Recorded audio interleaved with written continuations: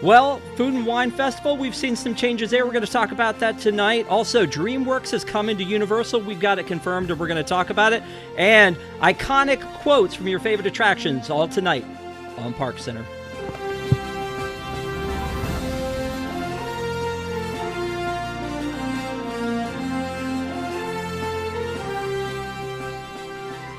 Welcome to ParksCenter for Sunday, July 23rd. I'm your host, Rob Whiteside. Thank you for being with us tonight. We appreciate it. We know you have other choices than Sunday night entertainment, and we appreciate you choosing us. We are not the Southwest of entertainment. However, tonight we've got a lot of good stuff. So please, if you have not already, please subscribe to WDWNT TV and also give us a like, as it helps people to find us. And we have put together a crack staff of people tonight to talk to you about all things Disney, including my good friend Desi. How are you? Hi, Bright Suns. Maybe. Allison. Good evening, everyone. And of course, Kamila. How are you? Hi, happy Sunday. Thank you guys so much again for being with us. We appreciate it. We're always excited to be talking to you. So if you're in the chat, talk to us. And if you want to super chat, we would not be hurt by that either.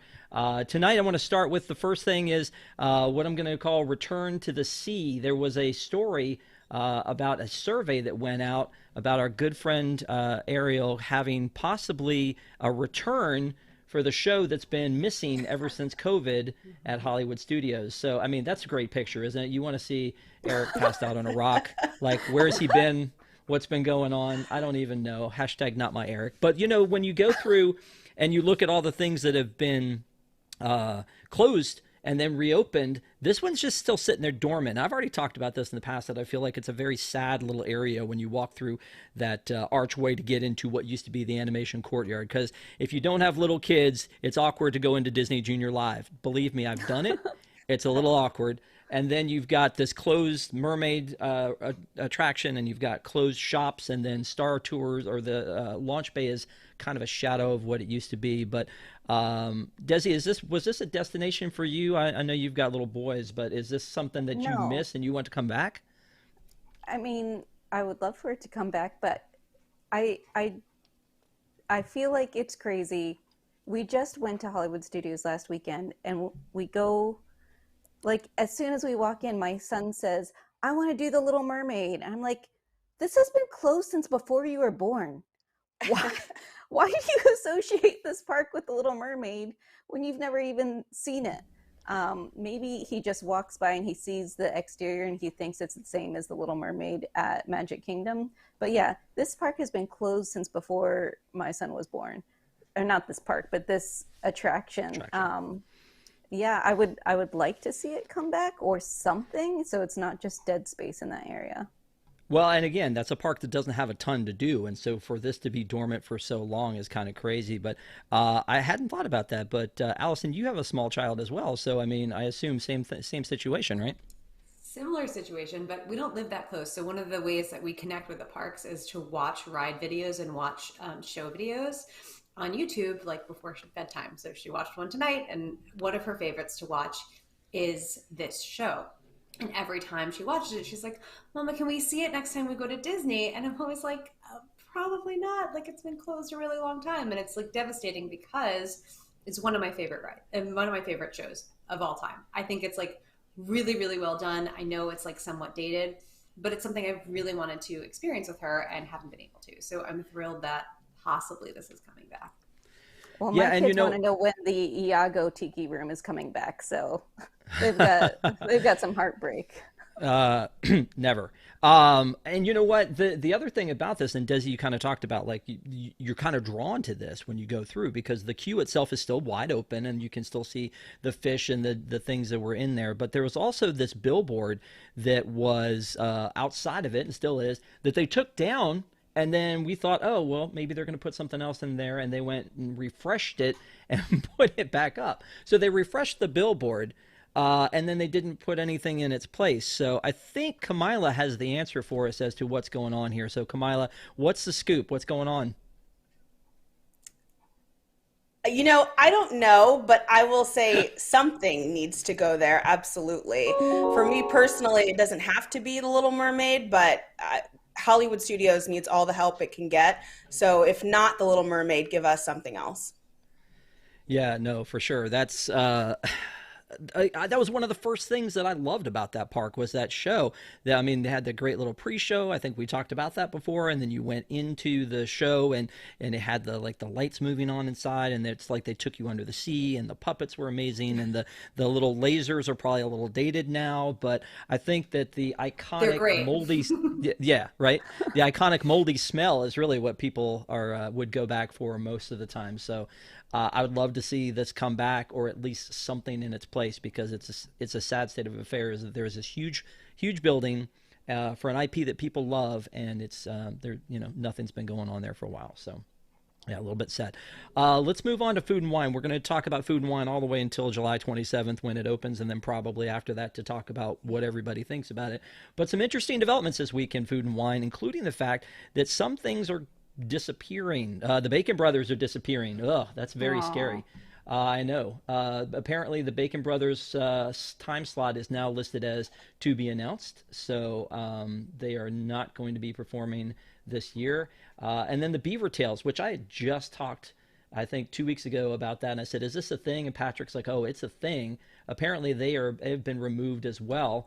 And then they've announced some opening dates for the marketplace, the global marketplaces, which is, of course, the same day the thing opens. Actually, it opens on the 22nd is when that opens with the 100 years. And then this is the big deal to me is the Muppet Labs. Like, so here's the thing: is our article says, and I'm going to throw this back to Kamila on this one.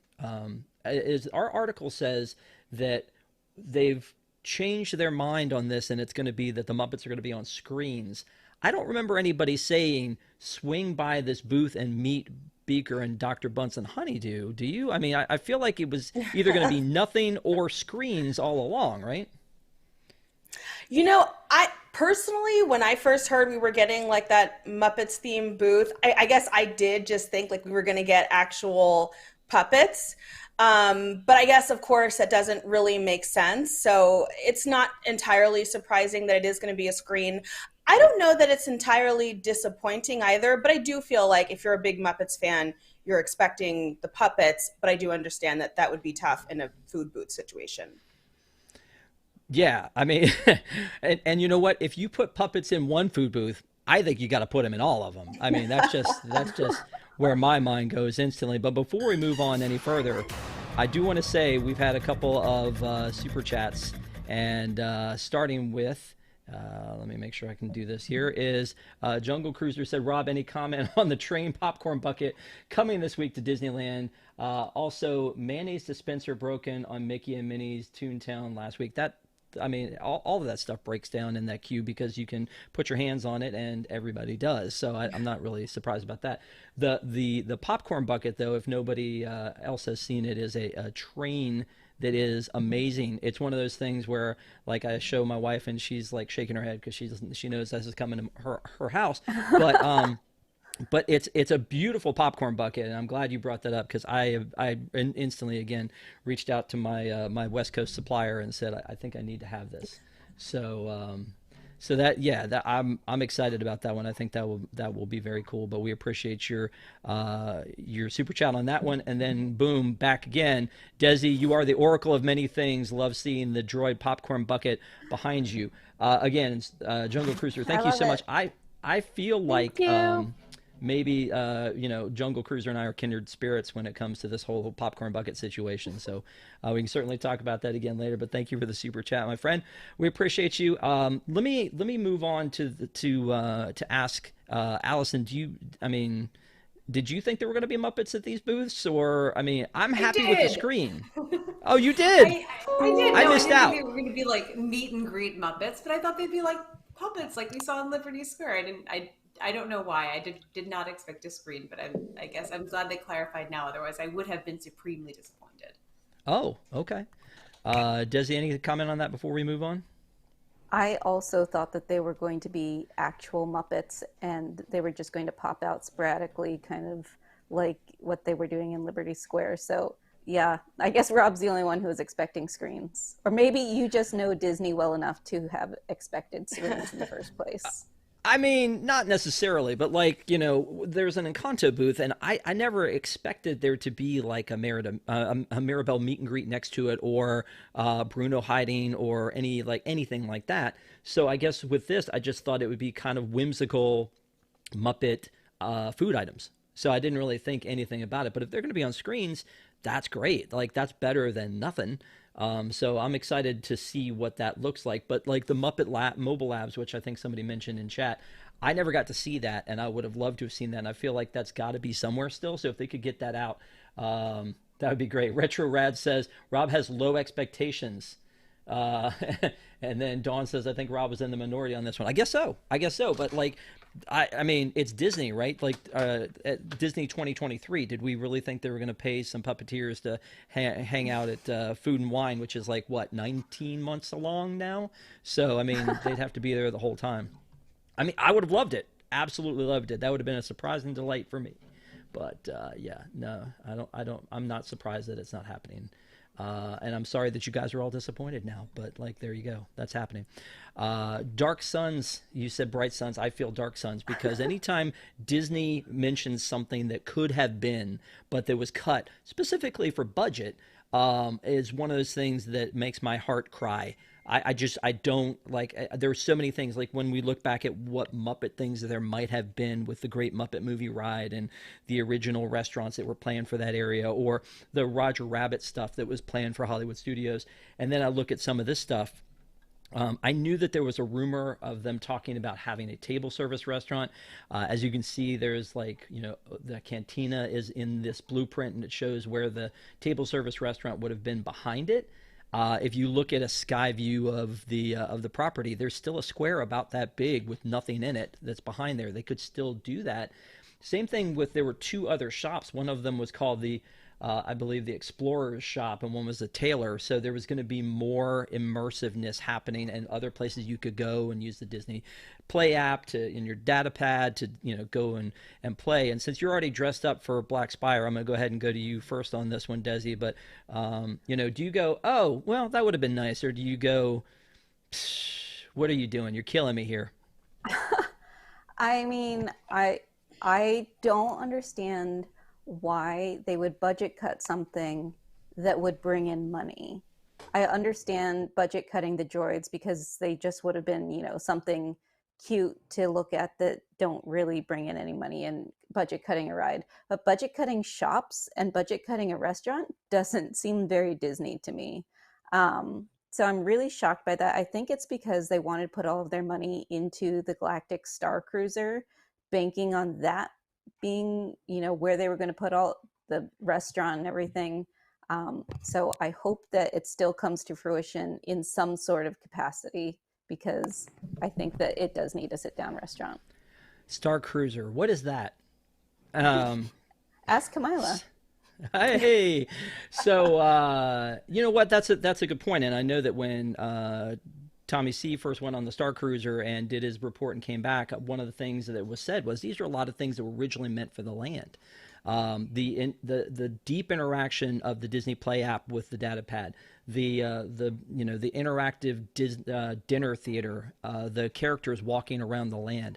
I mean, we have Vi and we have Kylo and Rey, but it's not the same because they just kind of whiz by you, and there's not a ton of interaction anymore. I think when it first opened up, like Rey would take little kids around and do little adventures, but I'm not sure we see much of that anymore. So, Kamila, I don't know what your fandom is as far as the Star Wars thing goes. Are you like, I could have taken this or leave it?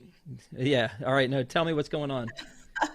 No, I mean, I truly feel like Batuu just is not done. And I feel like they have to continue to work on it and improve it. I think we have a great shell. I really agree, though, with both of you that I think a lot of things that they could easily transfer just, to Batuu and make them experiences like lightsaber training and other things. Like, they moved over to the Star Cruiser once they decided to move forward with that. And so probably some of the budget got stolen there as well. But I think table service dining makes so much sense. A dinner show makes so much sense. It'll be especially in Batuu East to see what they do with the Star Cruiser once the voyages are done.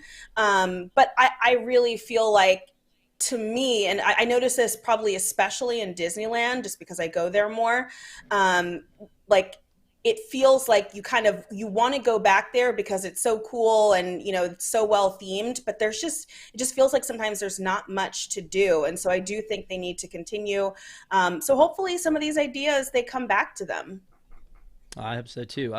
Here's that like Google Earth view of the back of it, so you can see the circle up at the top is the cantina, and then there's the huge pad that looks like it has a couple trucks or something parked in it, where they clearly could put the restaurant that they had mapped out.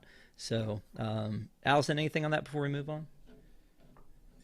I completely agree with both of you. I mean, and also for me, I'm not a huge Star Wars fan, but like I love themed dining. So I would go and pay a lot of money for an amazing sit down Star Wars restaurant and amazing dinner show. But I really don't understand. I understand that in restaurants, profit margins, even at Disney, aren't always super high. But a clothing shop with all these people who want to cosplay and then go on the Star Cruiser and cosplay, having a much more robust shop, just like that would have paid for itself in 3 weeks, and then just been a cash cow. So it's a very weird thing to have chosen to budget cut. Yep. No, I agree. Not just because I want it so badly, but I agree that, everything you guys said, like why cut something that would make money unless you were like, hey, I've got one idea, but let me save it for the people who are spending a lot of money on the Star Cruiser. So now that is, like you said, Kamila, let's see what they do there now that there's an opportunity to branch out. Tiana Watch, I feel like we're going to be talking about Tiana every week until it opens. It's a thing. Anytime we do anything on the blog, we were like, oh my God, they're putting down sod. Get our reporters out there immediately. We need to know about this because it's going to be a long time coming. Now, I'm not saying I'm not excited about that too, but just to see the progress on it, we have new sod has been placed at the one in Florida. In California, the iconic tree peak has now been completely removed. Which is really weird. It's like an untopping. Normally they have a topping of an attraction. Now they have an untopping of this attraction.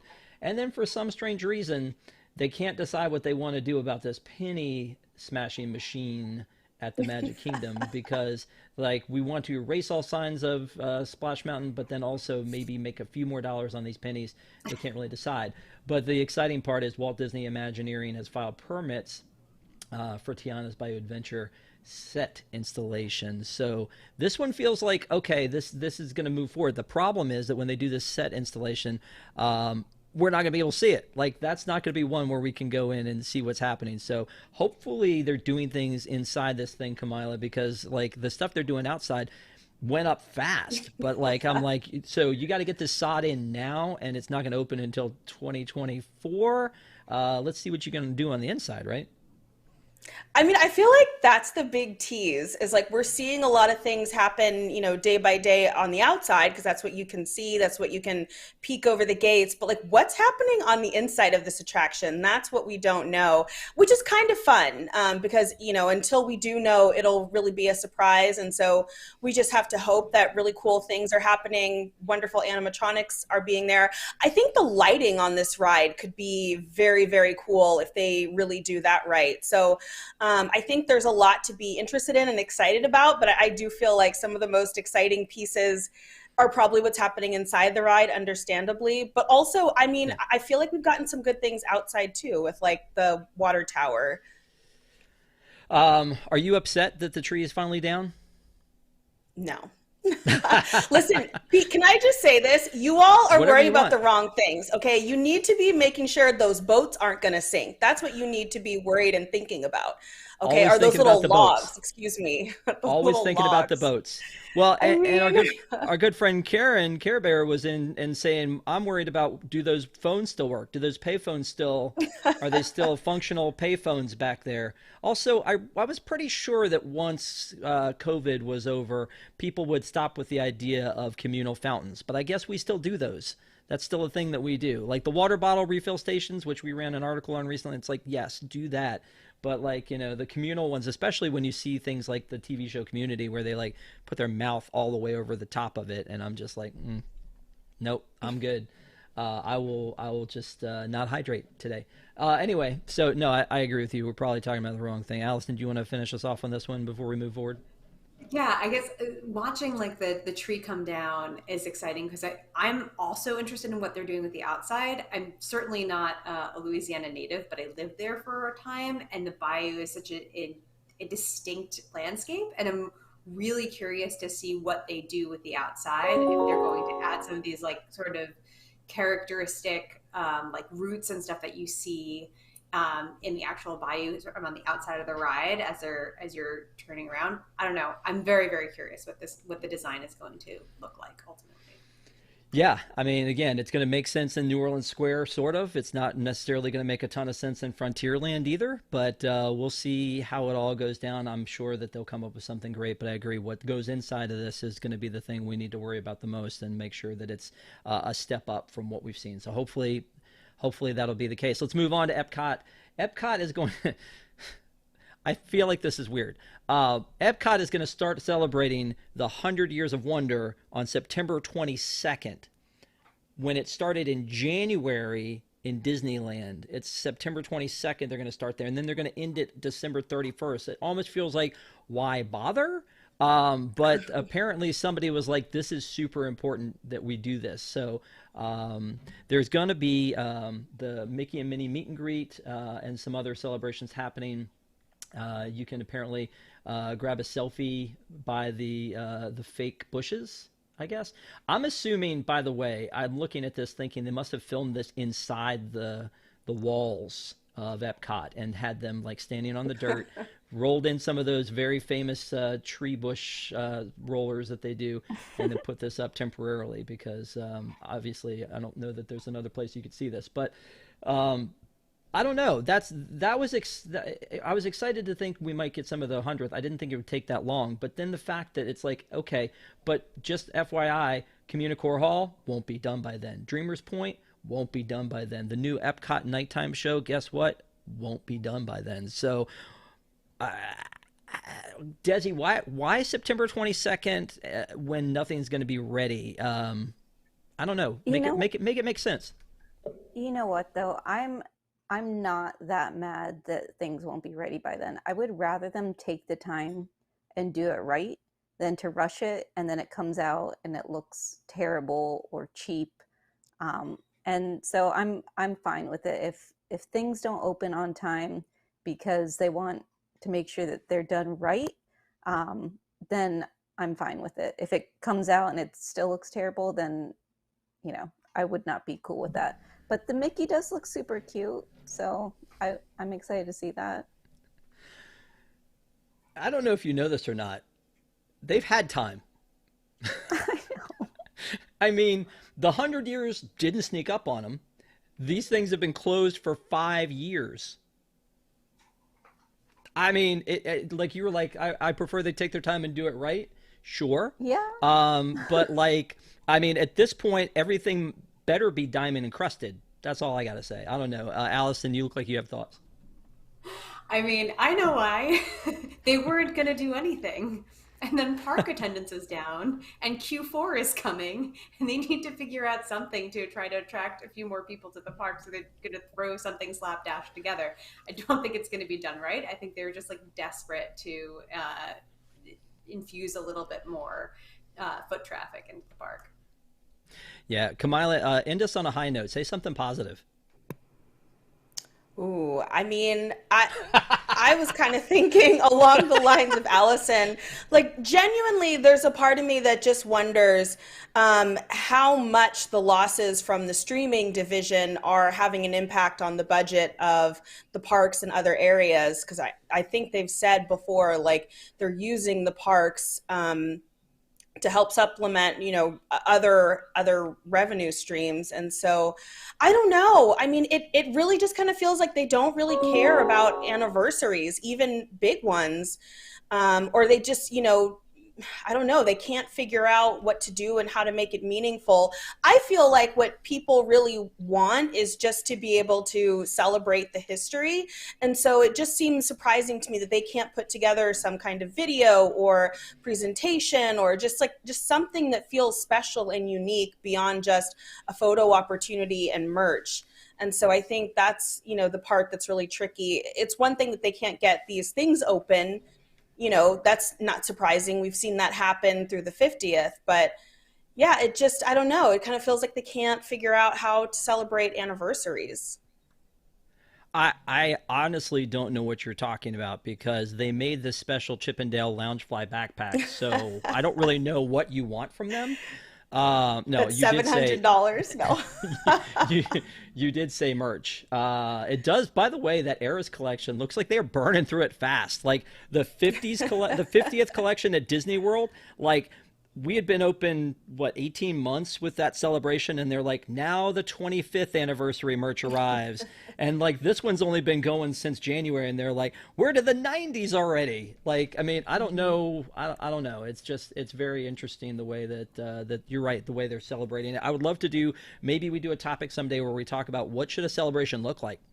Because I think in a lot of cases we've had a bunch of them: the 25th of Animal Kingdom, the 40th of Epcot, 50th of Disney World in general, and then we've got the 70th only 2 years away at Disneyland. So it'd be interesting to see what does everybody think a celebration should look like? Maybe we'll have that conversation.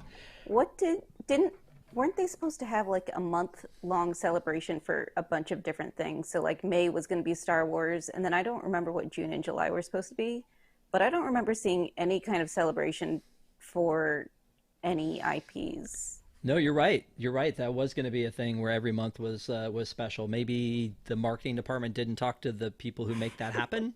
I don't know.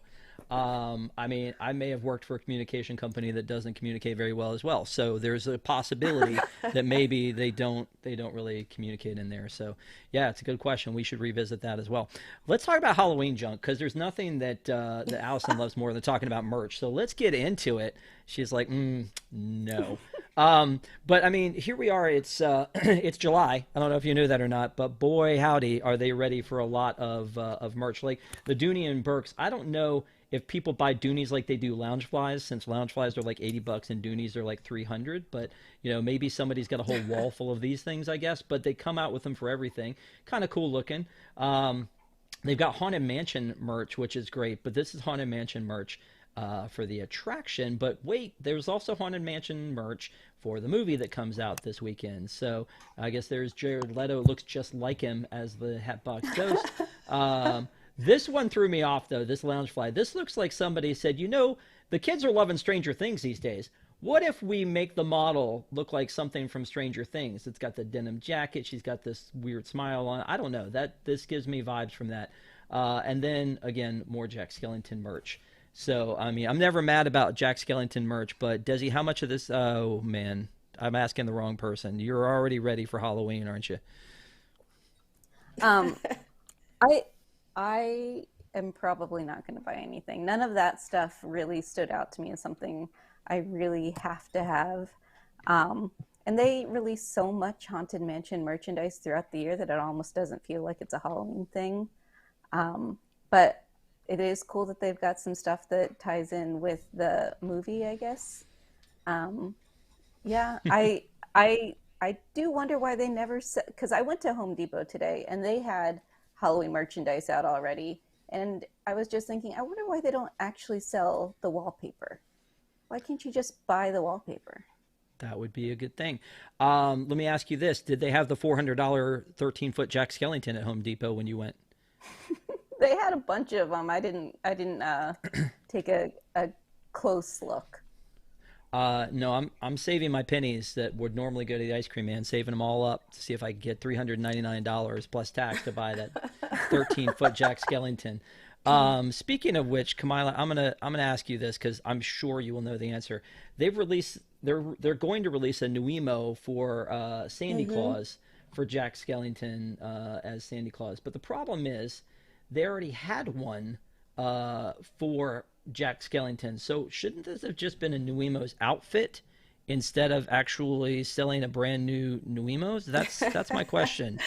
Tell me. Maybe it's the beard. They needed to find a way to include him with the little Santa Claus beard. But I mean, you're right, and I have actually the Jack Skellington Nuimo, which I think they released originally like around Halloween time, along with Sally, and then I think they re-released him again a year later for around Halloween time. So it is kind of funny.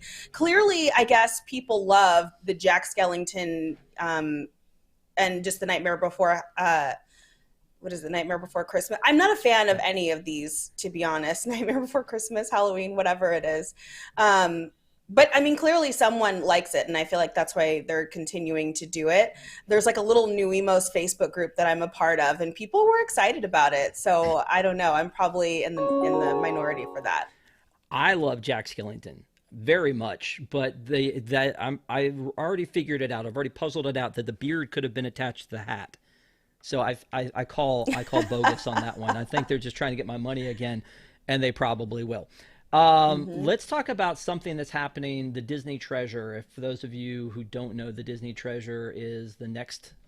Is it going to be the next? Come on, I feel like the next ship. Yeah. Because there was also that one they bought that they're refitting. So that's right. It's going to be the next ship, and it's going to be all about adventure, which I'm kind of excited about this one, but also some of the stuff that came out this week, including a rumor about a Coco dinner show coming to the Disney cruise ship, and then also even bigger news, a Haunted Mansion themed bar. We had heard rumor like 900 years ago that over in Liberty Square, where the Harbor House is, that maybe they would have taken the Harbor House when Haunted Mansion fever was everywhere and made it a Haunted Mansion restaurant, which, God, why don't you do that? So then the idea that they may actually make a themed bar on this one for the Haunted Mansion where things happen around you. I mean, Kamila, why did it take them so long to get this idea, and are you going to be the first one in line? I mean, absolutely. Like, I think that is, and I know it's just a rumor, so we'll see what happens, but I agree completely. Like, this is something that already should have existed. It is such a fun idea. I hope it's like genuinely a little spooky. I mean, it's a bar, so everyone should be, at least 21 anyway to get inside. But like, there's so much that they could do with the Haunted Mansion besides giving us, the same just kind of spirit jerseys that no one really wants. And I love the idea of this. I absolutely think it should also exist in the parks. But yes, I hope that one is true and absolutely happens. The Coco one, like, I love the idea, but from what we know about the treasure so far, I thought it was going to head to like Singapore and just like that part of the world. So something about like a Mexican restaurant and a Coco, like, it feels like that should be in like the port of San Diego and, the ships that head like that way. I don't know. To me, that's just kind of interesting, but also exciting. And yeah, I just like, someone is on the right direction. More of this, please, everywhere. Yep. Counselor, rebuttal? I mean, I agree with Mila. I actually think both things don't necessarily fit on with like the theme of adventure for the new ship, but I'm not mad about either of them, and especially not the Haunted Mansion Lounge, which is like, it's like they went into a dream I had 20 years ago and like made it real. And why hasn't it already been made real? Like, really, really excited, and that will get me on the ship because a lot of times if I'm looking to take a cruise, often I'll do a Disney cruise, I'll try to see like what kind of deals I can get, and the new ships are not where you get good deals, but I will pay top dollar to get on the ship to be able to do this. The chat is talking about the fact about Kamila and her boats, and they're like, well, maybe she doesn't have a problem with ships, but maybe she's okay with ships and not boats. Love all of that. And then also, I did just watch Titanic though. I think the Global Dream is the one that's going to Singapore. I don't know about the treasure. Oh, is it? I don't know where the treasure is going then. Because the Global Dream, I think, is already there. Gotcha. Desi, any thoughts on this before we move on? I would love to go on any ship or land dwelling that has a Haunted Mansion bar. I'm in 100%. I like Coco. I like music. I like dinner theaters. Let's make it happen. Okay. That works for me. Yeah, I think that also Rosita was talking about in the chat the fact that they have the movie coming out this week, right? So, I mean, a Haunted Mansion movie's coming out on Friday. That could influence a lot of things. I mean, certainly they've many times put the cart before the horse and decided, yeah, let's do a Dick Tracy show. Oh, it didn't work out. Oh, let's not do that then. So, I mean, I think there are a lot of things that could be on the horizon if this movie does well. I hope it does well. It looks like it's going to be fun. So, I heard we'll it's take a look. actually scary. Like reviews so far said it's actually scary. Good, I was and gonna not bring just my because kids. Danny DeVito's in it. No. I love Danny DeVito. I'm just kidding. Anyway, so let's talk about this little segment that we've come up with, or I've come up with, called "It Came from the Parks," because there's so many weird things that happen in the parks. But I feel like we shouldn't all drone on about all of them separately. So in this case, each of you get a chance to pick one to talk about, and you could pick the same one, and we could not talk about any of the rest of them. So just so you know, here are your options. Little Yachty spent $100,000 on a Walt Disney World date. Which I think is all in the semantics of that. There was a video of a guest trying to exit Big Thunder Mountain at Disneyland Paris by walking on the track while the train was coming. Sounds like a sound idea. And then, for some strange reason, squirrel bait must be floating around inside of the Carousel of Progress, because this is 2 weeks in a row where we've had a squirrel visit the Carousel of Progress. So I'll start with Desi. Which one do you want to talk about?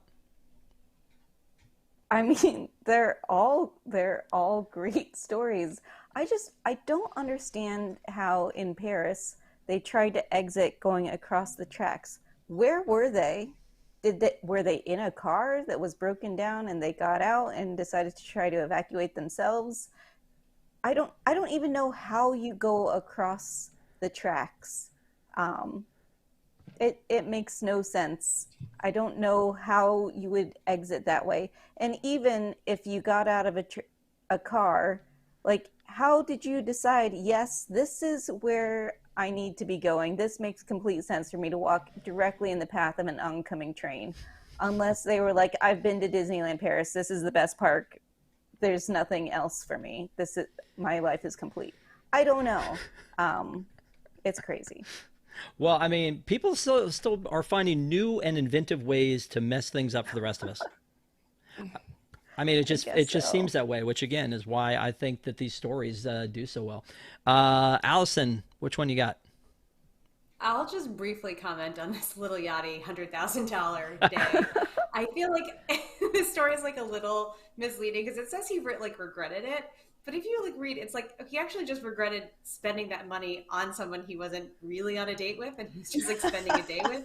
But he's like, but it was also for myself, so that part was fine. It just seems like he actually didn't regret the amount of money that he spent on the experience of the park, and I found that to be actually more interesting than regretting spending $100,000 on a day at the park. Yeah, I mean, something about it was like, and it didn't even go anywhere. Okay, so this is not the fairy tale that you're going to tell your kids about, because there was no second date. But the idea of $100,000 as you dig into the article is like, well, he bought a private, or he chartered a private jet. Yeah, that's going to cost a lot of money. Yeah, that's not. It's not because he was at Citrico's and staying at the Grand Floridian. I mean, it's like. I mean, you really got it's. There was a movie called Brewster's Millions. No one here has heard of it, but it was about Richard Pryor was in a movie, and the whole idea was if he could spend $10 million in a certain amount of time, every penny of it, then he'd get like $100 million. And I feel like You that obviously maybe didn't watch News Tonight this week oh, because Brewster's I Millions came up. I can guarantee you I didn't. But Lil Yachty is the same. He must be on that track. He must be going up. I got to spend all this money immediately. How can I do it? $100,000 to go to Disney World, and I'll have everything. He must have bought a lot of churros too. Just putting that out there. All right. Before we move on, I got to know, Kamila, what's yours? And it can be one of the others that we've already talked about. I mean, yeah, I feel like for me personally, the Lil Yachty story definitely stuck out. It's interesting though, because like you can absolutely spend $10,000-$20,000 very quickly at the parks. But $100,000, it's like, and I guess if you are including transportation, then sure. But it's interesting because I'm assuming like VIP tours every day. How long were you there? Like, just there's a part of me that like I want to know like more about the full itinerary. But I mean, it's scary how, and I would say particularly for Disneyland, how much money you can spend for just a few days very quickly. Yeah, true. All right, so the final thing I want to talk about is this Walt merch, because it struck me as this is that, and I want to ask Allison first, because not that it's merch, that's not what I'm asking about, but there were two things that came up. One is this Walk in Walt's Footstep pin collection, which looks very cool to me. But that's one of the things. The other thing is that there's a tiki mug that looks like Walt that they released for Club 33 only. Does that look like Walt? Does that look like Walt? It was supposed to look like Walt, I guess, is the thing. My question is this, and Allison, I'm gonna just like, should there be more Walt merchandise? Is that a thing that there should be more of, especially during the 100 Years of Wonder, or is that not a thing we should do in general as Walt merchandise? It would be really hypocritical of me to be like, absolutely not. It feels a little bit like exploitive, because I own from like 30 years ago, I bought one of those pocket watches that had the partner statue on it, which is absolutely like Walt merch. But I think like you certainly don't want to oversaturate it. That's like kind of offensive. But if like Marceline, Missouri wants to do a whole bunch of Walt merch, I'm here for it. I just think like you don't want to overdo it in the parks. Yeah. And again, you're saying you do not think this looks like the spitting image of Walter Elias Disney, is what you're telling me. It looks like something out of a horror movie. Okay. All right. Well, and with that, we're going to move on. We're going to take a quick commercial break. We'll come back and we will talk about Universal with our good friend Annie. So please go grab a drink, come back and see us. We are not done yet. We've got lots more ParksCenter. Stay with us.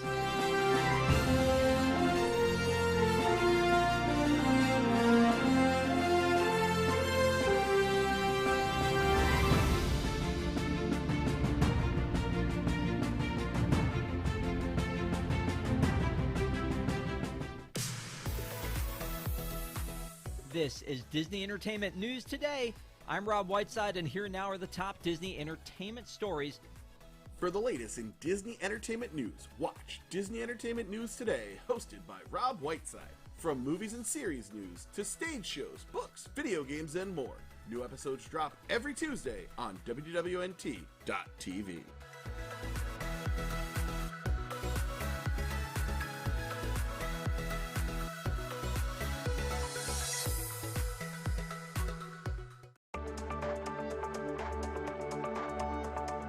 Welcome to News Today with Universal Parks News Today. I'm Tom Corliss. Here now the news.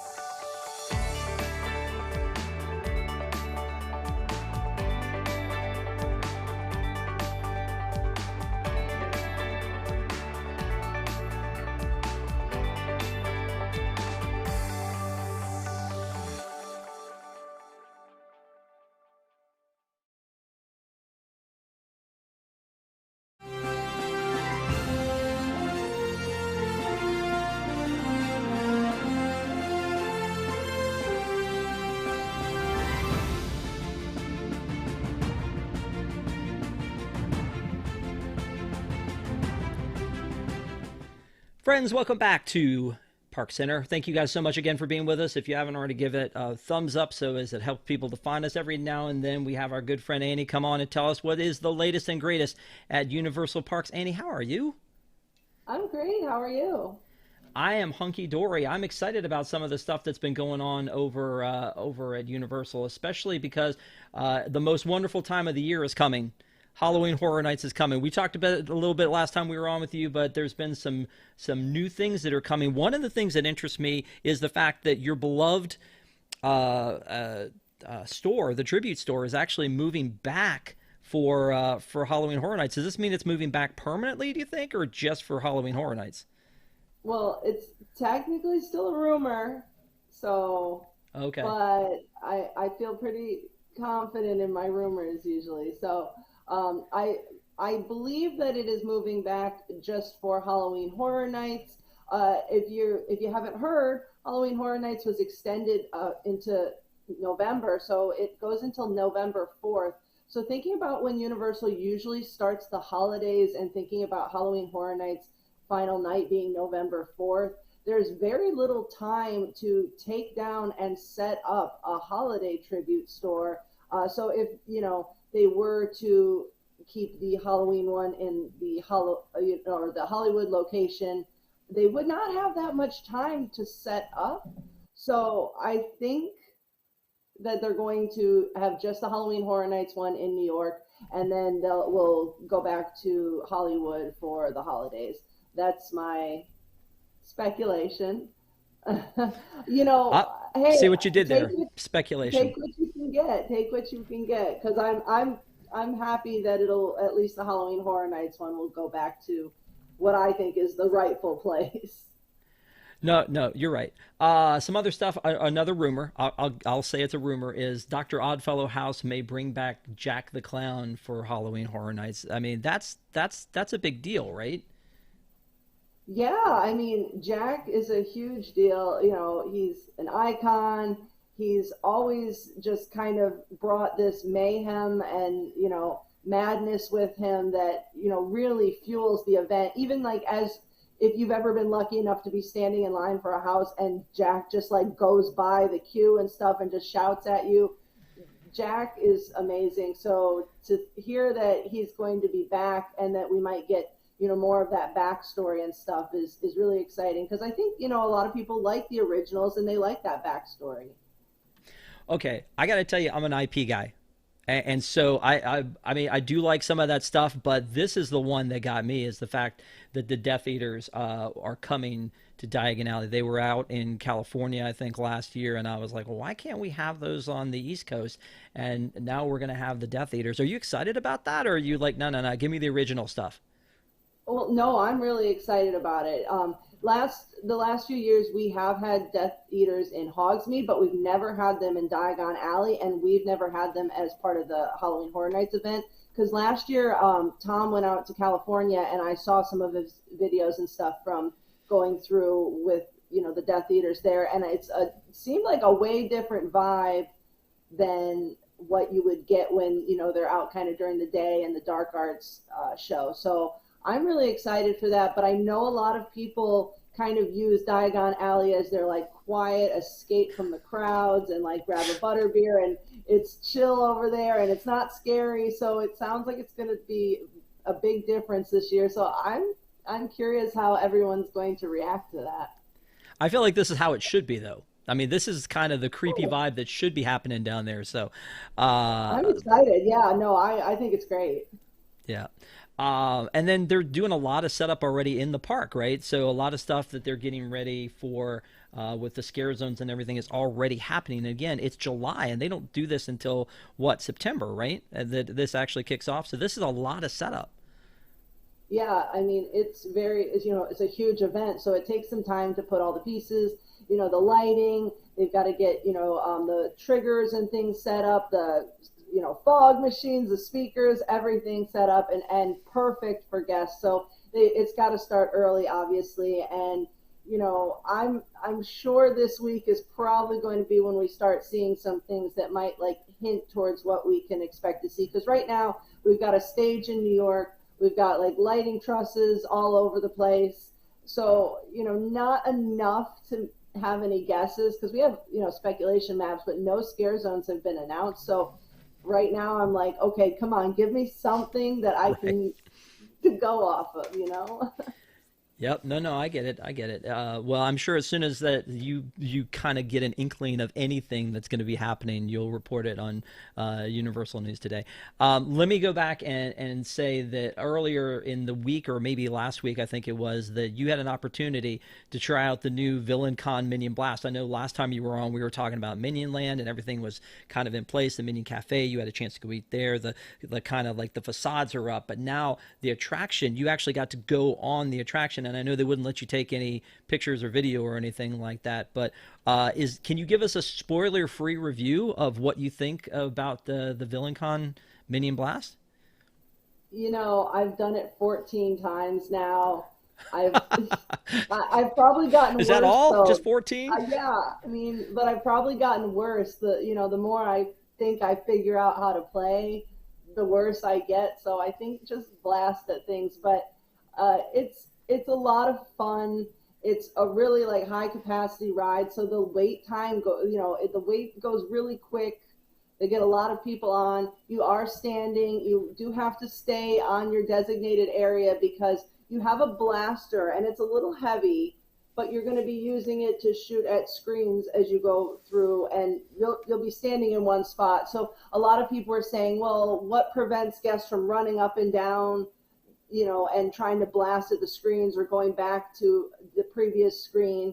And it's because the gun will stop working as soon as they step off the dot.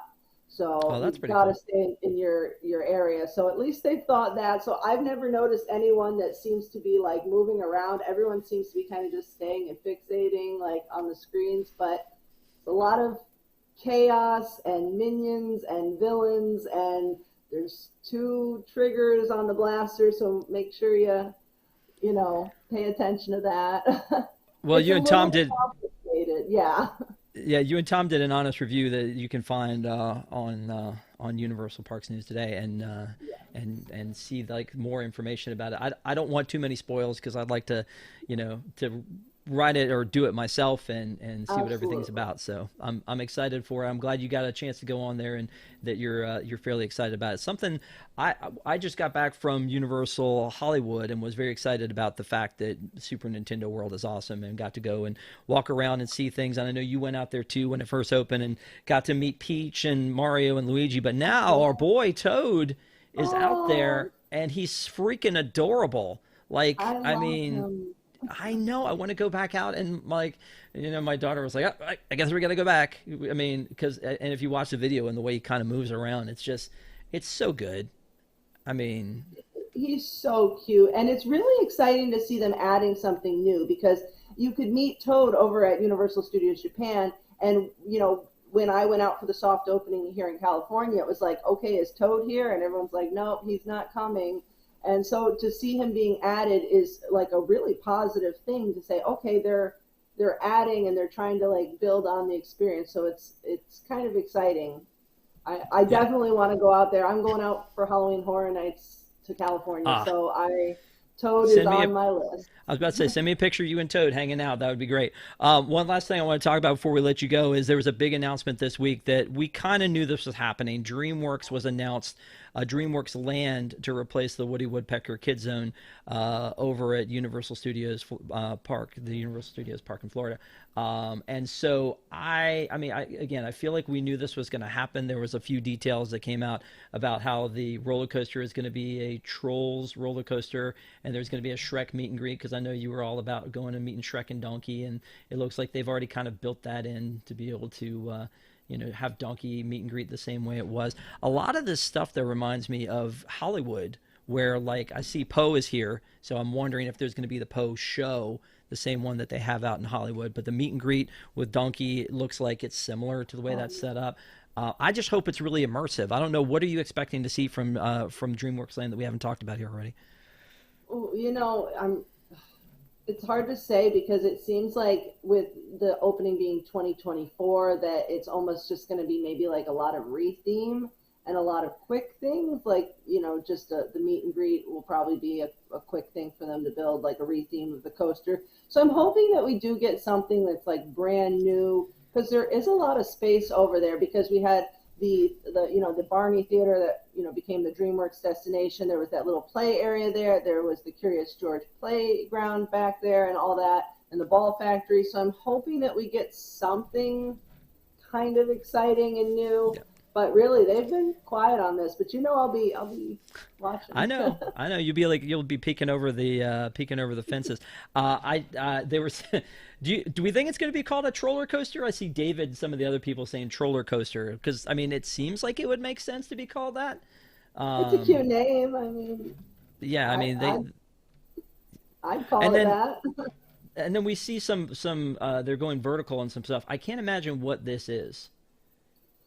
Based on that concept art and the location of where that is, I almost think that could be part of the Shrek meet and greet. So that might be like the swamp, like the tree stump, and like where the outhouse and stuff will go, because it looks like that's kind of a little more elevated, and that's right over by the ET queue. So like again, looking at the concept art where you can see the coaster in the background and the Shrek meet and greet, I'm guessing that's going to be where we'll see Shrek and Donkey. Very cool. All right, one last thing I'm gonna let you talk about before we get out of here is Jurassic Park. There's a 30th anniversary refreshment bar, and you also ran a story about Jurassic Park 30th anniversary makeup collection. Like, is that something they're selling in the park, or like what? No, actually, you can find that at Walmart. And so, I mean, I had to buy Of a course. few of them. But this is the coolest thing. This is the makeup palette, and everything has like really cool little details. But it's a pop-up. I hear the music. Oh my God, that is ridiculous. That is absolutely ridiculous. A makeup palette under there. They need to triple down on Jurassic Park in these parks. I feel like. I mean, that's such a great IP. I mean, this thing, I love this 30th anniversary sign that looks like the banner from the first movie. This refreshment bar. So this is already a thing that's there, correct? Yeah, that's at Universal Studios Hollywood. And Yeah. so it's on the upper level. So it's on the second level of, it's the lower lot, but it's the like upstairs portion of the Jurassic Cafe. So it's got like a really good view, and it's kind of like quiet and away from the crowds and things like that. And they've got like the new tiki cup that's like the volcano and things like that. So it's kind of cute. And as you could see, it had like the raptor little photo op and things like that. So that should be open through the rest of the summer. And then I believe it'll switch to a Halloween Horror Nights themed bar, closer to September. Well, then you got to go early so you can see it as a Jurassic and then go see it as the Hollywood stuff. Right. Thank you so much. Actually, Rosita said earlier in the chat, she was like, I'd pay money to get Annie to like guide me around Universal. I will tell you that she knows all of it. So thank you, Annie, for letting us have a view into your world here. I appreciate the Universal updates. We'll have you back again to do one of those soon, but we're going to have you stick around for our final part of ParksCenter tonight, which is a discussion we're going to have about the best quotes from attractions, not just at Disney, but also at Universal. So please, everyone, if you're still with us, stick around. We'll be right back after a quick commercial break for that. And there's more ParksCenter. See you soon.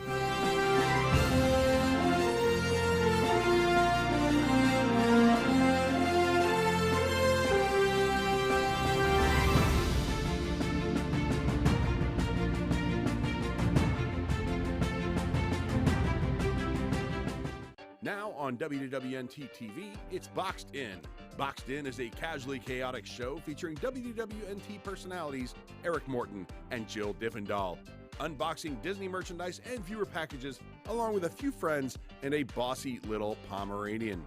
So smash that like button, subscribe and comment, and keep up with the new Disney merchandise releases, seasonal releases, festival merchandise, limited edition merchandise, wishables, pins, and more.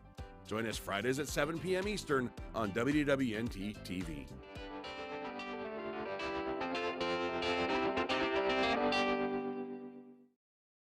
Welcome to Deep in the Plus. Each week, join host Rob Whiteside as he and a panel of Disney superfans take a different movie or TV show from the Disney Plus catalog. They'll tell you its history, details, and give their review, so you'll know if it's worth your time. Current shows, classic movies, and everything in between. Watch Deep in the Plus live Wednesday nights at 9 Eastern for new episodes, or catch Deep in the Plus anytime on YouTube on WDWNT TV.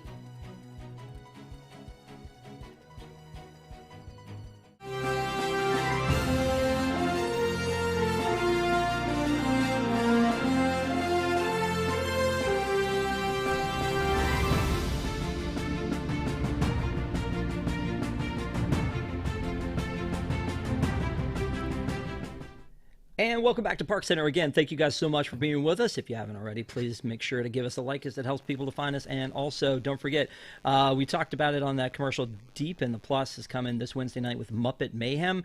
So hopefully you'll join us for that one. And then the week after that, to Desi's delight, we will be talking about the Flight of the Navigator. I know, Desi, that's been a big deal for you. This is absolutely the wrong one. So let's try this again. Hang on tight. There we go. I got it. We're back together. We figured it out. Yeah, Flight of the Navigator. You've been bothering me about that one for a while because apparently your husband is huge into it, and you're like, when are we going to review it? When are we going to review it? Literally every time I tell him I'm on Deep in the Plus, he says, "Is it Flight of the Navigator? When are you going to do Flight of the Navigator?" I have honestly not seen Flight of the Navigator, so this will be interesting. What? After all of the nagging you've been doing, you haven't even seen this freaking movie? Are you kidding me? Unreal. All right, so our discussion topic for tonight is we wanted to talk about the best quotes from Disney and Universal attractions. And let me just tell you how the catalyst for this coming up is, if you've ever been in the Haunted Mansion in the stretching room and you stood next to somebody who decided they're the one person in the world that knows all the words to the spiel, and they're going to make sure you know it. I mean, there's a lot of quotable things like that. I feel like you graduate to that level of park fan where you're like, okay, I know not to do that. And so no offense to anybody who's out there that does it, but you might want to reel it back a little bit, because a lot of times it could be somebody's first time. They don't need to know it's your 217th time in the attraction, Camilla. But it's one of those things where you just, these things stay with you. And I think this is part of what makes a great attraction. And we can kind of sit around and say, what is it that makes a great attraction? Universal, Disney do something far above what you see at, Knott's Berry Farm or places like that. Some of them have these attractions that are pretty good. Brandy knows what I'm talking about. Blazing Fury, Fire in the Hole. But there are a lot of them out there that, that just get into our brain, and sometimes we don't even know it. So what I've asked the panel to do is to come up with their top 5 quotable lines. And I didn't say lines in any of the verbiage here because I didn't want anybody to think cues, because maybe we'll talk about cues someday, but it's the quotable, something quotable from an attraction. And the rules had to be a current attraction. The line had to be currently there. It had to be an attraction, and it could have been in the pre-show, the safety spiel, or the attraction itself. But it could have been Universal Hollywood, California, could have been Universal Orlando, could have been Disneyland, could have been Disney World. So what is fun is that everybody submitted their list to me. None of them have seen the list, and none of them repeated, which is crazy. Wow. But because I would like for the folks at home to play along, I did come up with a little poll, so hopefully that you guys can play along. But instead of actually having the actual current attractions, I want to know, what is the attraction you think is most quotable from retired attractions? And originally I was going to put the quotes up here, but I couldn't make them fit. So for Star Tours, I asked all of our WIGS members, we love our WIGS, asked them this week, what do you think the best line from Star Tours is? And most of them, the original Star Tours with Captain Rex, and most of them said it's the whole, it is my first time and I'm still getting used to my programming. The Great Movie Ride, most of the, my favorite line from that was when they said, that just goes to show you anything can happen in the movies. Now let's get out of here.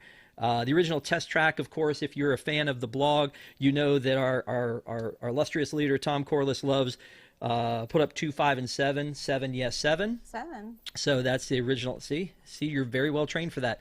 The Maelstrom is one. You are not the first to pass this way. I always still say that when we're going up Frozen. You are not the first to pass this way, nor shall you be the last. Splash Mountain has a lot of quotable ones too. So start weighing in. Let us know what you got. Let's make sure that the poll is working. I'm seeing 7, a couple people in there already voting. The Maelstrom, Splash Mountain, I didn't say this is your laughing place, I said it was mine. That's one of my favorites. Or Don't Throw Me in That Briar Patch. Cranium Command was a great one. It was basically a show attraction, and use your head, don't lose your head. And then of course Ellen's Energy Adventure, Stupid Judy, Stupid Energy. So vote We would love to hear from you guys and know which ones are your favorites. But let's talk about the ones that are actually happening. And I love the lists. Like Camila's had one on it, and I went, perfect. And then Desi's had one on it that I went, does that count? And she said, it counts. And I went, okay. So let me go around. We'll start in clockwise order, and we'll do it in like snake draft. We'll go around to Annie, and then we'll come back around. And so I'm gonna omit myself from this one, but I want to hear, Desi, what's your first one? What's one that you think is one of the best lines from a Disney or from a park attraction? I picked lines that every time I hear them, they make me smile or they make me giggle. So every single line makes me giggle, and I smile whenever I hear it. And this one, it's from an old attraction, but it only makes me giggle, especially recently or in the past year, because a year ago I got to meet Rosita in person, and we went to the Tiki Room, and when everyone said when the Tiki Bird said, I wonder what happened to Rosita, and we all went, she's right here. So now I think of that moment every time I go into the Tiki Room, and it just makes me giggle and smile. So shout out to the Super Chat Queen. I just love that line now. Very cool. Very cool. I'm showing my age in the fact that I chose Cranium Command because literally no one is choosing it. But anyway, yes, I love that story. Camila, what you got? Oh my gosh. So I'm trying to think of like which one to do first. So all of the lines that I chose were also from my favorite attractions. And what's funny is I feel like these are all things that like in my daily life, I will say, whether or not the people around me, might know what they mean or not. But I guess the first one I thought of when you gave us this challenge was, and you can thank the Phoenicians. And I feel like just in my everyday life, like when, we're talking about something or, like, why is this way? I'm like, you can thank the Phoenicians. Isn't that the greatest though, when you're like, when you say something and people are like, I have no idea what you're talking about. And you're like, I use this around the house all the time because we all know it. Right. Like there's one that I will always like, somebody will stumble over the word maybe, and I'll go, maybe bean. And then we'll stop and everybody will laugh because they know that line. And you can't do that outside your house because people will go, are you okay? Do I need to call a doctor? Like, what are you talking about right now? So I love that line. That's great. Annie. I'm the same way. I have all these, quotes that I say all the time, but the one that I always say all the time is, I know it's a little different, but like, they're not going to make it. They're not going to make it. You made it. I knew you would. I knew you would. And guess who else? I knew you would. But I that's one all the time. I'm always like, we're not going to make it. We're not going to make it. They're dropping F's in the chat. That on the ride. They're dropping F's in the chat for Buzzy. Yeah, you know what? We were talking about that attraction. My son was like, yeah, a friend of mine thought Bill Nye did the pre-show, and I was like, no, it's Seeker. And I went, okay, you got to think about that for a second though, because Bill Nye does in the main room. As you're waiting in there, he did the voiceover for pointing out the things in the main room. So I was like, okay, you can't tell them they're wrong because Bill Nye is associated with that attraction. But yeah, I love saying that, and my wife used to get upset with me for saying that line all the time too, because it sounds like they're gonna die, they're not gonna make it, they're not gonna make it. I'm like, that's the fun. Okay. We're not taking it seriously. All right, so we're gonna do it snake draft style. So, Annie, what's your next one that you got on your list? All right, let's see. Oh, okay. This one is a safety spiel. So, if any of you folks are wearing hats or glasses, best remove them because this here's the wildest ride in the wilderness. So that's something, I think that was one of my favorite rides as a kid. So that whole like the hats and glasses thing, it was always like, Mom, take your glasses off. Like. I don't know. Can I just tell you 100% when I gave you guys the rules and I said it can be a safety spiel, That's exactly the line that I was thinking right there. 100%. I was like, hopefully somebody says that one, because this here is the wildest. You should have said it. You should have put a little Southern on it when you said it, honestly, because, no. That was No, my not best interested. attempt. Okay, that was great. It was grade A. Back to you, Kamila. What's your next one? Okay, so this next one is for my Disneyland people. I'm going to try to do it justice. 5, 4, 3, 2, 1, go! That is literally like just one of my favorite sayings. It's also one of my favorite rides. But like whenever I'm in the car or like just like, I don't know, starting up somewhere, I'm like in my head or out loud, I'll be like 5, 4, 3, 2, 1, go! I love that one. That was my favorite.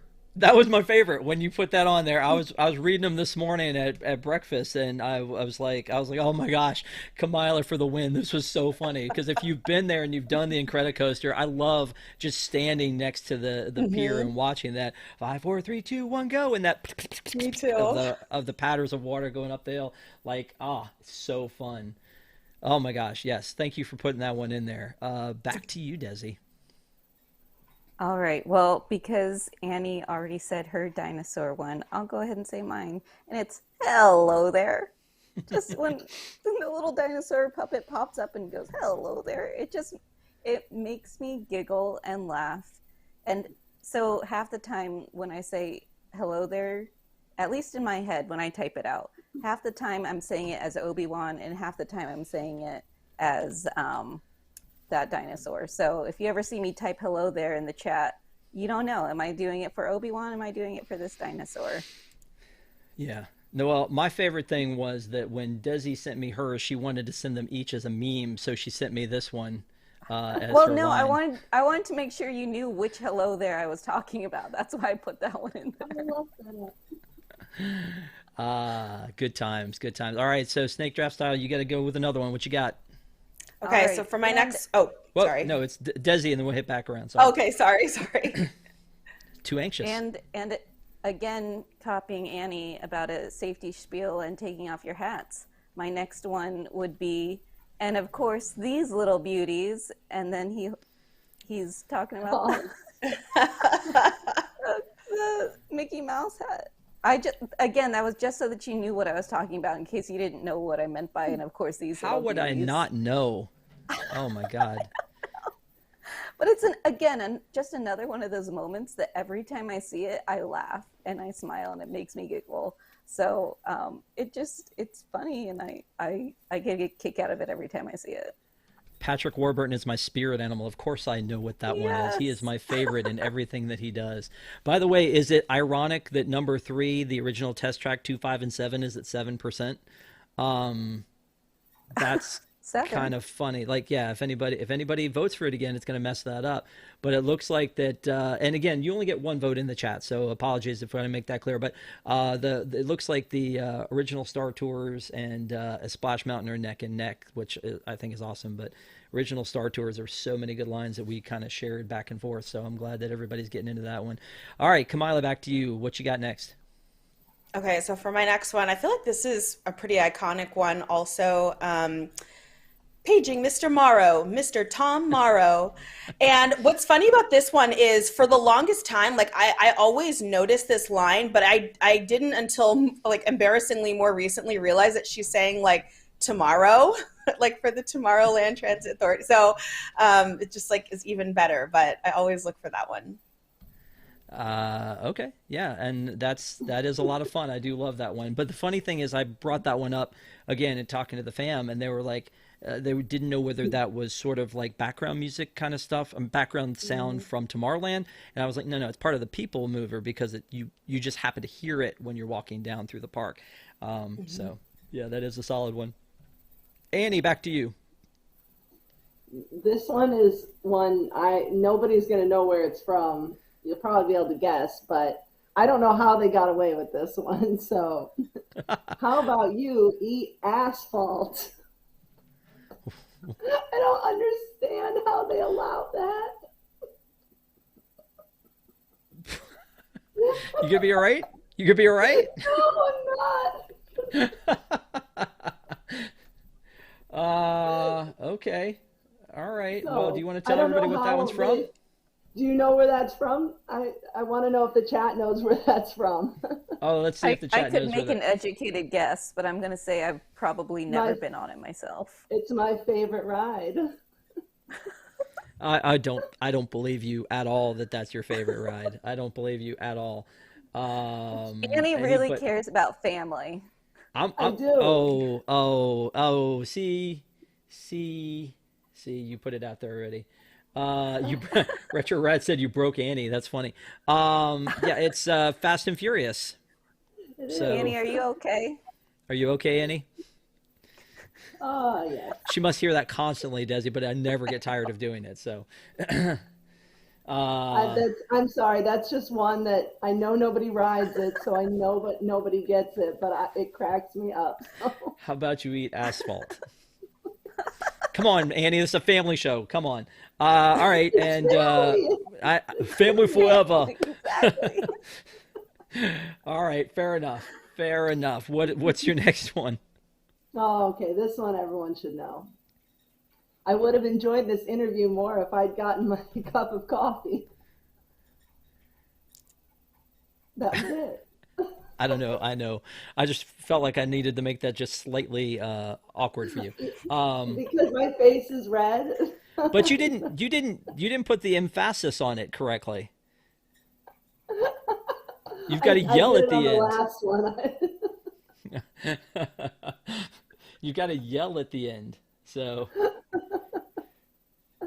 yeah. Anyway, yeah, from the Mummy. That's Yeah. I feel like I could have made all 5 of these from the Mummy, honestly. I feel like the Mummy is like the probably most quotable attraction at Universal.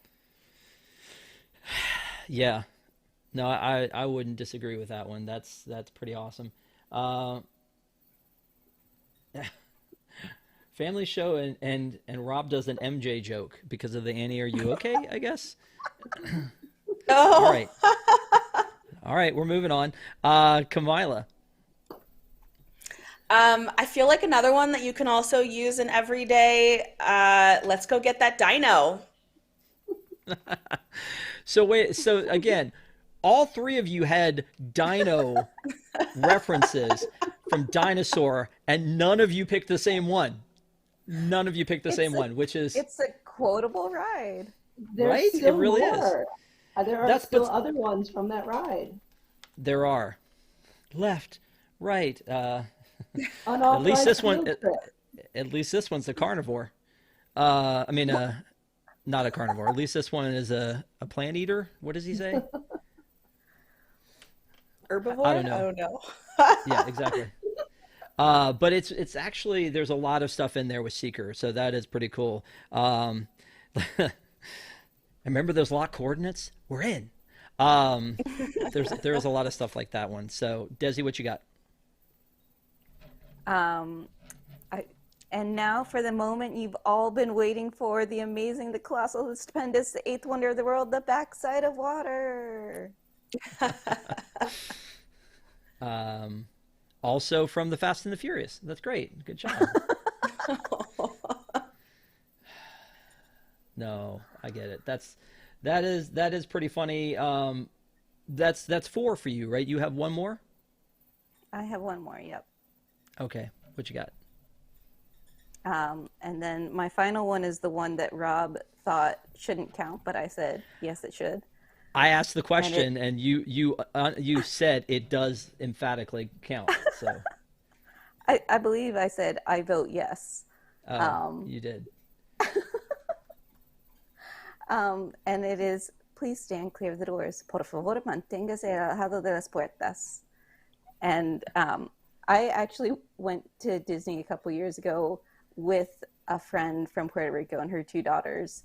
And we were just standing there like waiting for the monorail or something. And she told her daughters, oh, you can't stand that close to the door. You can't stand that close to the door. And I said, por favor, manténgase I said it right. Believe me. Por favor, manténgase alejado de las puertas. And her daughter looks at me and she's like, can you speak Spanish? And I'm like, that is the one line I can speak really, really well in Spanish.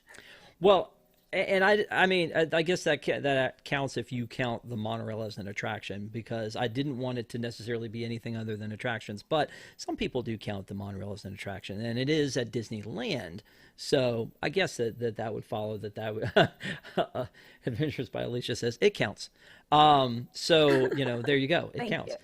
But I mean, I remember the first time when I caught myself saying that out loud, like the entire spiel like that I thought, I must be the only one who knows this. I'm learning Spanish. Look how great I am. And then they made like t-shirts of it and all this other stuff. I was like, I guess not. So it's one of those things where I think we all think we know like all these little things. And sometimes you don't know that you know them. Some of the stuff from Muppet Vision just creeps into my everyday vocabulary. And I'll just say it all the time. So, yeah. There were some things from Muppet Vision that were on my backup list in case somebody had picked. No, but again, crazy that all of you, I mean, I asked you each pick 5 and you all picked them and nobody picked the same, but all 3 of you picked dinosaur. So nice work, pal. So let's move on back to Kamila for your last one. What you got?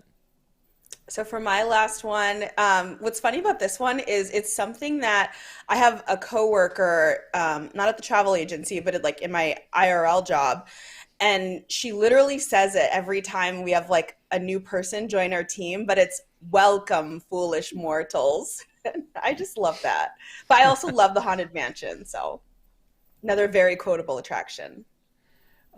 David's throwing some, I do like that one. I mean, again, classic. There weren't a lot of, I think you guys were going for a little bit of underground stuff, the asphalt, but I do think that, that for, some of the classics are classics for a reason. David said, it's a salute to all nations, but mostly America, from the Muppet That Vision. was on my backup list. It's so good. It's a glorious 3-hour finale. You've got a minute and a half. Hoping to hope the film to go into Flundi. Classic. Anyway. Cheap 3D Tricks was also on my list. Yeah. What a moving. That was so moving. They should move it to Poughkeepsie. Look at that guy in the goofy mask. That's no mask. Sorry, lady. Like there's so many good ones from that one. So, yeah, Todd was like on the same boat as the same page I was about that. It's a glorious 3-hour finale. Anyway, Annie, oh my Lord, you've got one left. I can't even imagine how magical it's going to be. So lay it on us. Welcome home. You've arrived. I had to try. No, you leaned into it heavy. I love that. Good. I love that. But that's why I included like Universal, because they've got some attractions, those classic attractions, like the ET attraction, where you're like, there's some good stuff, and that is I know that one immediately. Now I would not have gone and picked it out, but again, you're our Universal connection, so I know that you probably have ridden that hundreds of times more than I have. So, do you always use a fake name when you give them your passport? No, but I'd never get called my name, so I may as well. Got a better chance. Me either. I've never been called my name. Really? Fix it, Universal. Oh my gosh. Somebody named Rob wouldn't understand. You're right. You're right. Exactly. So anyway, I appreciate you guys doing that. I think that's a lot of fun, and looking at the voting in the chat, it looks like the original Star Tours has run away with the vote. So again, I had dropped some stuff in the chat. I was like, "What's good?" Like, "Oh no, Comets, Star Tours. What are you doing here?" I think Michael had put in our Discord for Wigs and said something about the one where he's like, little shortcut. There's all kinds of neat ones that were in that one, and I loved that one. And so those attractions will always stay with me. I hope that they continue to do things. I'm a little shocked, but a little relieved that no one here said cake toast. from Cosmic Rewind. So that's a pretty solid thing. Is there anything modern that is quotable, like Mickey and Minnie's Runaway Railway? Stop that train. Is that a? I mean, like, I don't know. Is there like I didn't hear.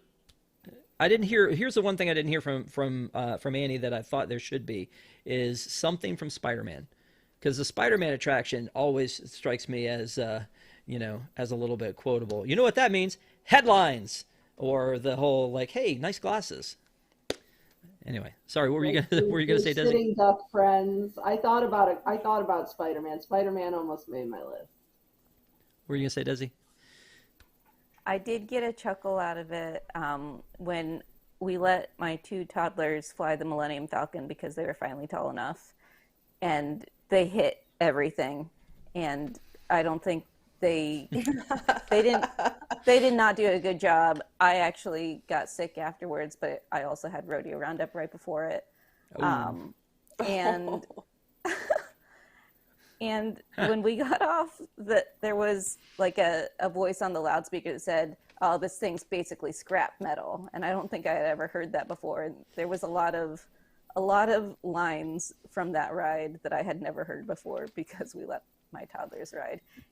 There was even like Hondo comes on the speaker while we're flying. He goes, "Pilots, get in the middle." I'm loving how hard people are trying to find relevantly new quotes. Dawn said 1, 2, 3, 1, 2, 3 from, I guess, Daisy in the Mickey and Minnie's Runaway Railway. But yeah, that's Mickey... my favorite. My favorite part though is when she goes like for no particular reason. What were you gonna say, Kamala? Oh, the one I thought of for that one was like, "Nothing can stop us now." Oh, well. And then I don't know the rest of the song, but I didn't put songs in there, but I think Brandy said from Hagrid's, "Oh, she's a mum." I was just gonna say that. I'm glad you said that, Brandy, because that was almost made my list. I say that one all the time. I don't know. It's just random. Goofy guy in chat said Mickey and Minnie are fully at fault. Goofy was innocent. I totally agree. I mean, even in the picnic commercial, the picnic cartoon, it's like their pie in his train that messes him up at first, and then Mickey's the one that hits the switch track. So you're right. And Minnie's you're right, the one absolutely. who kicks Pluto into the trunk. Yes, there's a lot of dog abuse in that one. But again, I think this is one of the things that makes going to these parks fun, especially if you go as much as we do, to be able to go in and find these lines and quote them, and then again, like we talked about, Kamila, bring them into your everyday life, talk about them in public, and people have no idea what you're talking about. They probably either let it go as something they probably should have known, or they probably think she needs some rest and probably like want to write you a note. So what we would love to do is and thank you guys for voting in the chat. I appreciate it. It's great to see what you guys think of the retired attractions. There were some that I was going to put in here. I was going to put Figment, the original Figment, but I think A, not everyone rode that one, and B, there was a lot of it that was wrapped up in the music. I was really kind of going for the quotes rather than the music. I was going to put We Once the Redhead, but I thought I would get a lot of hate mail. I also thought that there was going to be some other stuff that we could have pulled, like maybe some from Horizons or from World of Motion, but again, a lot of that was music more than it was straight up quotes. So anyway, I appreciate you guys playing along. Thank you for coming up with your list. I think this was a fun one to do, but we would love it if after the show is over, if you're watching this after the show records, let us know in the chat if there's any that we missed, something that either a current one or a past one that just sticks with you, because I'm sure there are a ton of them that we didn't talk about. A lot of the classic attraction stuff, and maybe some stuff that we didn't get a chance to do before. So thank you guys for doing that. Also, a big shout out to our wigs. We love our wigs, the WDWNT Interglobe Society. If you do not know, that is our Patreon program, our family. We appreciate you guys so much. If you want to know more about the wigs program, you can go to patreon.com/WDWNT. Stay tuned to Universal Parks News Today for everything that Annie brings you, and she'll be like, watching that place like a hawk for every little stitch of whatever they put up for the next Halloween Horror Nights. I can't wait to go and go down and see all that stuff too. And then again, make sure that you tune in every week for ParksCenter, Sunday nights, 9 p.m. We would love to have you. But thank you guys. One last thing is we have a post show for our WIGS members. So if you are a WIGS member, we will see you in the post show. Everyone else, have a great week, and we'll see you next time.